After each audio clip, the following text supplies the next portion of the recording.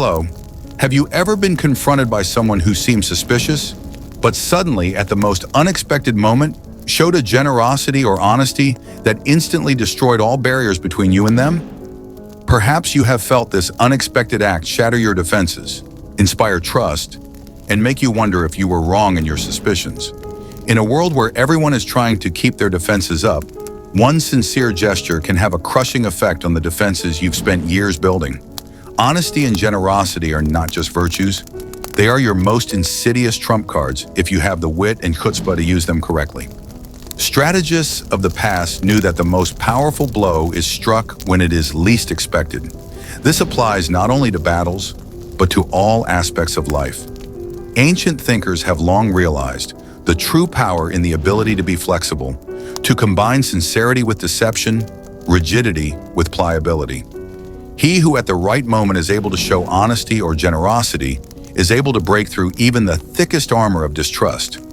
Demonstrate sincerity and generosity, but in fact it is only a cunning move, a distraction.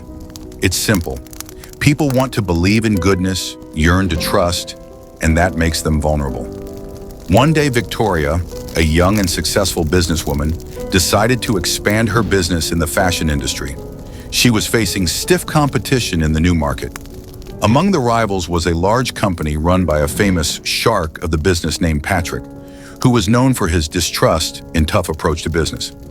Patrick was wary, seeing Victoria as a threat to his business, and more than once tried to prevent her success using his connections and resources. But Victoria, instead of engaging in an open fight, chose a different strategy. She arranged a meeting with Patrick where she proposed cooperation and shared with him valuable information about market trends that she had obtained through her research. It was a completely unexpected gesture that Patrick could not have foreseen in any way. Victoria showed a generosity and honesty that immediately shattered Patrick's defenses. He began to think that perhaps Victoria was not an enemy at all, but a useful ally for him. Gradually, as they worked together, Patrick began to trust Victoria, believing that she really wanted to help him improve his business. But once Patrick fully opened up, Victoria used the trust she gained to her own ends. She took control of several key projects and brought Patrick's best clients to her side. Eventually, Patrick lost his influence in the market, and Victoria, after disarming him with her generosity and honesty, became a leader in the industry. This example shows how sincerity used correctly can be a powerful tool in the struggle for success. So, don't think that honesty and generosity are weaknesses. Do not throw these qualities left and right in the hope of gratitude or approval. This is not a game of generosity, but a game of strategy. And your job is to use these tools to achieve your goals. Apply honesty and generosity when they can strike. Wait for the moment when these qualities can shatter your opponent's guard. Make them relax and believe you. Are you ready to use this power to achieve your goals? Rest assured, when you have breached a gap in your opponent's defense, you will be able to spin it any way you want. Let your selective honesty and generosity be the Trojan horse that penetrates the most protected corners of your target's mind. Your task is to play on trust, use it as a weapon, and turn it into a weakness that will open the way to victory.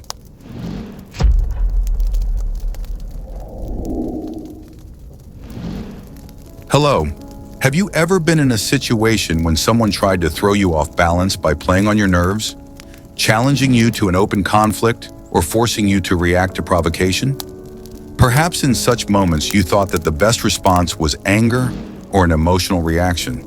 But what if your emotions in such instances could play exclusively into the hands of your adversaries? Have you thought about the fact that your outburst of emotion could be a planned trap for you? In a world where every move can be a strategy, your emotions can be a weapon in the wrong hands.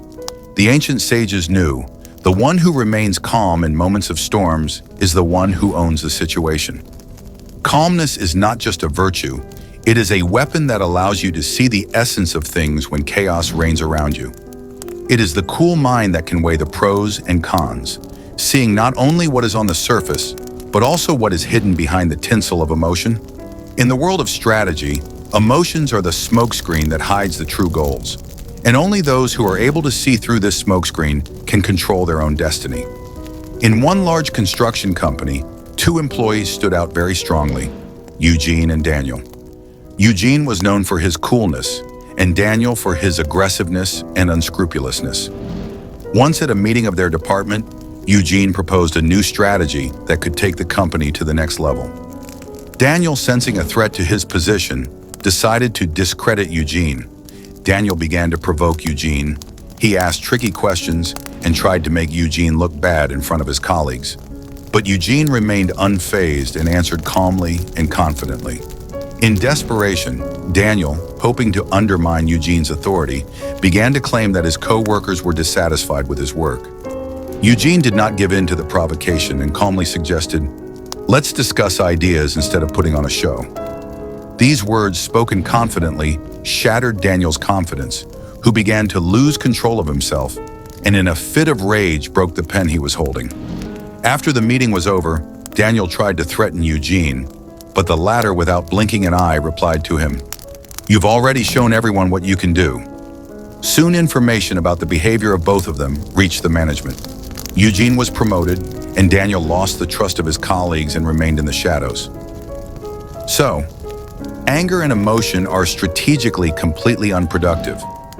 If you want to be stronger, the first thing you must do is learn to control yourself.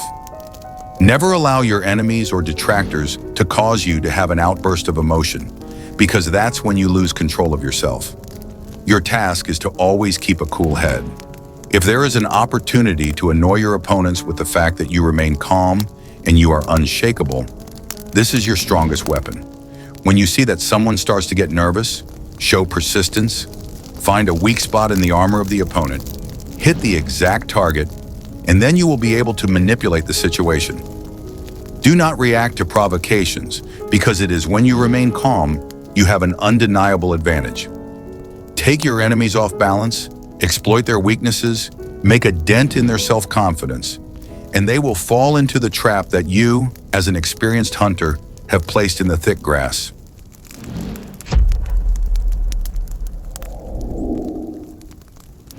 Hello. How many times have you felt like a nobody? People around you pass you by as if you just don't exist. Your efforts, ambitions, and words are not noticed. Have you wondered why you are ignored? Why your ideas are drowned in a sea of other people's voices? The answer is obvious. You are too faceless. There is no room in this world for those who hide in the shadows, who choose the comfort of being invisible. If you are comfortable being one of the gray mass, then get ready for the role of a useless cog in someone else's machine, because this world has always belonged to those who know how to attract attention. Can't get people to pay attention to you? Then you simply do not exist. History is full of examples of power and might being built on appearances. Those who create the illusion of importance always defeat those who hide behind modesty. The sages of antiquity knew people are judged not by their content, but by what lies on the surface. Visible power breeds real influence. If you prefer to be invisible, then you are deliberately choosing to lose. Modesty is the lot of the weak. It has no meaning in a world where you have to win your place under the sun with your fists. If you are gray, you will be wiped out. To hide in the shadows is to betray yourself and your ambitions. Take the story of Steve Jobs. Early in his career, he was just an ordinary young enthusiast, one of many in the world of technology. But Jobs realized that to succeed, he needed to gain the attention of those around him. He didn't just create products, he created a show around each release. Every time he took the stage, it became an event. He presented his ideas with such confidence and energy that even skeptics began to believe in his vision. Jobs knew that in the business world, it's not just what you do, but how you present it to others. He used the power of image and charisma to turn Apple into one of the most influential brands in the world. Modesty? That's not about him. He was bright and bold, and that's what made him a legend. So, never be invisible. Don't delude yourself into thinking that your inner qualities will be appreciated by anyone. These are fairy tales for those who are too cowardly to stand out. If you dissolve into the crowd, you are signing your own judgment in advance. Break to the forefront at all costs. Let your appearance be a knockout punch to those around you. Manipulate perception. Make everyone see in you what you want to show. Your appearance, this is your main weapon, and if it does not attract, consider that you have already lost. Forget about false modesty. Forget about naturalness. In a world where attention is fought to the death, win only those who decide to take their own, just brazenness and audacity. You have no right to be a shadow if you want to win. Your success depends on how brightly and assertively you can present yourself.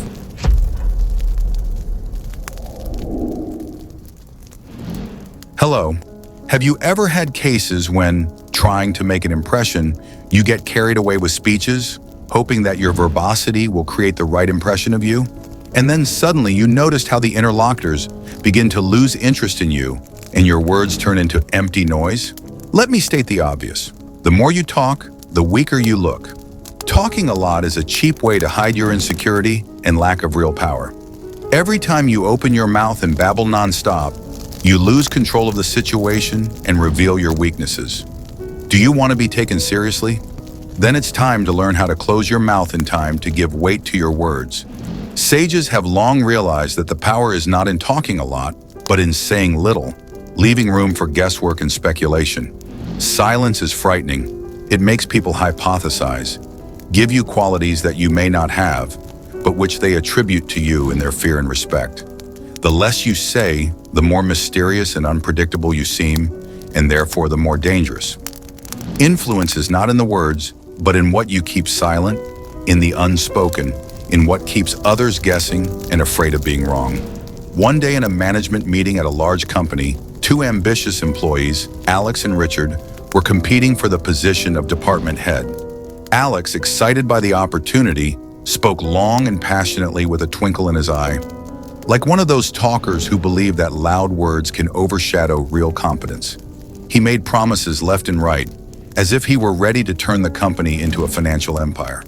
His speech was filled with empty slogans and beautiful phrases, but everyone understood. Behind it was nothing more than a smokescreen. Richard, on the other hand, sat silent, like a predator waiting for the right moment to attack. When it was his turn to speak, he limited himself to a couple of phrases, clearly outlining his goals and specific steps toward them. He didn't waste time on cheap dramaturgy. His words were like shots, short but precise. The management of the corporation was silent because it was clear to everyone. Here was a man who knew his worth and was not going to throw away empty promises. Alex's verbosity only exposed his weakness and vanity, and Richard's words, on the contrary, made everyone think about his real capabilities. If he is so sure of himself that he doesn't need extra words, thought the leaders, then he is really capable of a lot of things. Soon after the meeting, Richard got the position. So, always talk less than seems necessary. Talk is the tool of weaklings who try to compensate for their lack of real strength and confidence with their verbosity.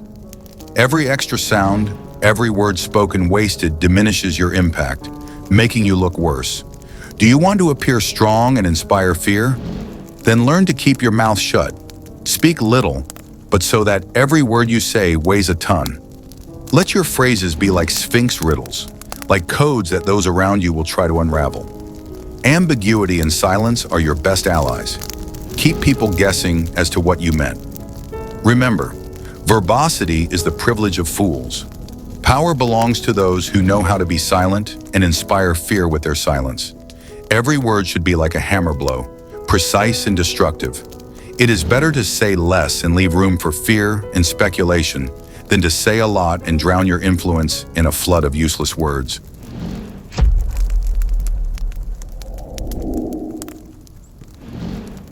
Hello. Have you ever had moments when your flawlessness caused envy rather than admiration from others? Perhaps you thought perfection was something worth striving for, but suddenly you find that it only creates a wall of alienation and hidden enemies around you. Did you think that your flawlessness makes you a target, an object of discontent and silent hatred? To be better than everyone else, to appear perfect, it is not only difficult, but also dangerous. Isn't it time to consider how your perfection can turn against you? The sages realized long ago that anyone who looks too flawless will only cause irritation and envy. The greatest strategists of the past knew that perfection is a path to isolation, for it threatens those who cannot reach the same heights. Perfection is a burden you cannot carry without consequences. The higher you climb, the more eyes look at you with distrust and longing to see your failure. To avoid this fate, wise leaders have preferred to show their weaknesses, however perceived, to appear more approachable, more human. In this world, even the slightest hint of divinity or absoluteness evokes a desire to throw you off your pedestal. One day, a new director named Andrew was appointed to a large investment fund in Manhattan. His arrival made an instant impression on all the employees. Tall, trim, in immaculately tailored suits from the best designers, he wore a watch worth more than the annual salary of many of his subordinates. His education at an Ivy League university, his impeccable manners, and his connections in high society all made him seem beyond the reach of mere mortals. He was admired and flattered, but behind it all lurked the envy and dislike of his colleagues. Some whispered behind his back, discussing his expensive cars and vacations on private islands. Others directly expressed their displeasure, pointing out that Andrew was from the upper class and did not understand the real problems of ordinary people. His impeccability was annoying, and his striving for perfection seemed defiant. On the anniversary of his directorship, a corporate party was organized, where Andrew decided to make a speech to his subordinates and addressing them said, "Dear colleagues, today is a very special day. Coincidentally, it is the birthday of my late grandfather, a man to whom I owe everything in my life," Andrew began. His words were met with mixed reviews. He was applauded out of politeness, of course, but most of his co-workers looked at him with envy and even hatred. One co-worker, John, known for his cynicism and sharp tongue, couldn't resist interrupting. "I guess your grandfather was something of a Rockefeller, and he left you a huge inheritance?" Andrew, not embarrassed, continued, "No, John, my grandfather was the owner of a small sawmill in Maine. He taught me to work hard, to stay strong, and to pursue my goals in life. It was his mentorship that allowed me to get where I am today." There was a tense silence in the audience. Everyone who heard Andrew's words was in a deep stupor. The story of a simple grandfather worker, the owner of a small sawmill, was in stark contrast to the image of an ideal businessman that Andrew presented. For the first time, his colleagues saw him not as a flawless boss, but as a man with ordinary human stories and memories. It was a moment of truth that allowed those present to see Andrew's weaknesses and take a step toward understanding. This story shows that sometimes showing your weaknesses and vulnerabilities can be the key that opens the door to real respect and understanding. So, never strive to appear too perfect. Perfection is a direct path to loneliness and rejection. People don't forgive someone who is devoid of sins and weaknesses because it reminds them of their imperfection. Do you want to surround yourself with enemies you'll never notice? Continue to be perfect. Show that you have no flaws. But if your safety and success are important to you, learn to show your flaws from time to time. Let it be minor mistakes or harmless sins, but they will become your armor, hiding the true power. Do not be afraid to appear human. Allow yourself to show vulnerability, but only when it is beneficial. So you will disarm the envious, make them relax and feel sympathy for you, which will protect you from their attacks. Remember, only gods and the dead can afford to be perfect. It is better for the living to remain a little imperfect in order to arouse not fear, but respect.